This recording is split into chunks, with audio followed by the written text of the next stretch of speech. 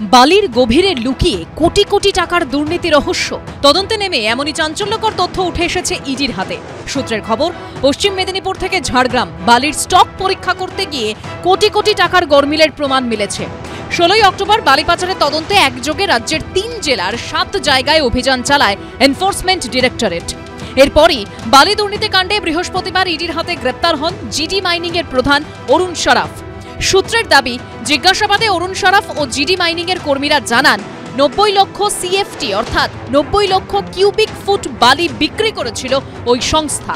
সরকারের তরফে ওই সংস্থাকে যে পরিমাণ বালি মজুত রাখার অনুমোদন দেওয়া হয়েছে সেই অনুযায়ী 2 কোটি 6 লক্ষ কিউবিক ফুট বালির স্টক থাকার কথা।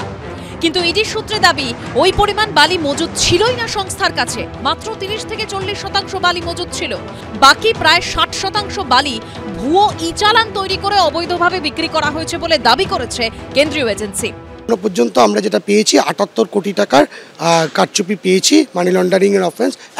উদ্ধার হচ্ছে নগদ 29 লক্ষ টাকা। পিএমএলএ আইনের 66 সাবক্লজ 2-তে দেখা যায়, ইভেন বিজয় মদনলাল চৌধুরী স্পেসিফিকভাবে বলে দিয়েছে যে ED enforcement directorate is not empower to investigate the predicated offence.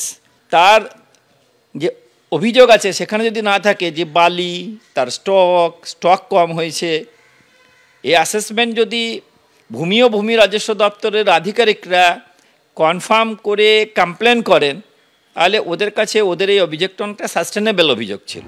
ইডির সূত্রে দাবি, প্রায় 78 কোটি টাকার বালি বেআইনিভাবে বিক্রি করেছে জিডি মাইনিং। তার জেরে সরকারের বিপুল পরিমাণ রাজস্ব ক্ষতিও হয়েছে। যে নদীগুলো চুরি হচ্ছে, মুখ্যমন্ত্রী এই যে আসেন বছরে একবার দুবার করে, কাদের সাথে দেখা করেন জানি না, তারপরে দেখি উত্তরবঙ্গের নদীগুলো থেকেও পাথর চুরি আর বালি চুরি কেন যেন বেড়ে যায়। মুখ্যমন্ত্রী আসার শিল্প বেড়ে যায়, এটাই শিল্প পশ্চিমবঙ্গের। এবং সারাফ বলে একজন গ্রেপ্তার হয়েছে যে বালি পাচার কাণ্ডে যুক্ত, আমার সন্দেহ তার সাথে ভাইপোর যোগাযোগ আছে। সমস্ত খনি তো কেন্দ্রীয় সরকারের দায়িত্বে, তা খনি তো পাহারা দেয় সিআইএসএফ। তাহলে কয়লা চুরি হয়েছে এটা বিজেপি বলে কি করে? আজব কথা। তারা আবার বালি নিয়ে কথা বলতে আসছে। এটা আইনের পথে চলবে। যে তদন্তকারী এজেন্সি করছে তারা যদি কোনো প্রমাণ পান, তারা যা আইনে আছে করবেন। আর যাদের বিরুদ্ধে হচ্ছে এটা তারা বা তাদের আইনজীবীরা বলতে পারবেন। এ ব্যাপারে কোনো মন্তব্য করব না। জিডি মাইনিং এর কর্তা অরুণ সরাফ কি একাই এত বড় দুর্নীতি করেছেন, নাকি এই চক্রে আরো কেউ জড়িত? খতিয়ে দেখছে কেন্দ্রীয় এজেন্সি। আবির দত্ত, অনির্বাণ বিশ্বাস ও দীপক ঘোষের রিপোর্ট, এবিপি আনন্দ। রাজ্যে বালি পাচারের দুর্নীতির শেকড় কতটা গভীরে, কারাই বা জড়িত এর সঙ্গে? তদন্তে নেমে কোটি কোটি টাকার গরমিলের প্রমাণ পেয়েছে কেন্দ্রীয় এজেন্সি। 8 সেপ্টেম্বর বালি পাচারের তদন্তে একসঙ্গে 22টি জায়গায় তল্লাশি চালায় এনফোর্সমেন্ট ডিরেক্টরেট। রাজ্য পুলিশের করা এফআইআর এর ভিত্তিতে ইসিআইআর দায়ের করে বেহালায় জিডি মাইনিং প্রাইভেট লিমিটেডের অফিস থেকে শুরু করে রিজেন্ট কলোনিতে রাষ্ট্রায়ত্ত বীমা সংস্থার এজেন্টের বাড়ি, জিডি মাইনিং এর সল্টলেকের দফতরের পাশাপাশি ঝাড়গ্রাম, মেদিনীপুর, খেজুরি, নদিয়ার কল্যাণী সহ বিভিন্ন জায়গায় অভিযান চালায় কেন্দ্রীয় তদন্তকারী সংস্থা। মেদিনীপুর ও ঝাড়গ্রামে প্রায় কোটি টাকার পাহাড়ের হদিশ পায় ইডি। মেদিনীপুরে বালি ব্যবসায়ী সৌরভ রায়ের বাড়ি থেকে উদ্ধার হয় 65 লক্ষ টাকা। ঝাড়গ্রামে বালি খাদান কর্মীর বাড়ি থেকে 25 লক্ষ টাকা উদ্ধার করে এনফোর্সমেন্ট ডিরেক্টরেট। ইডি সূত্রে দাবি, বৈধ বালি খাদান থেকেই বেআইনিভাবে বালি পাচার হয়েছে।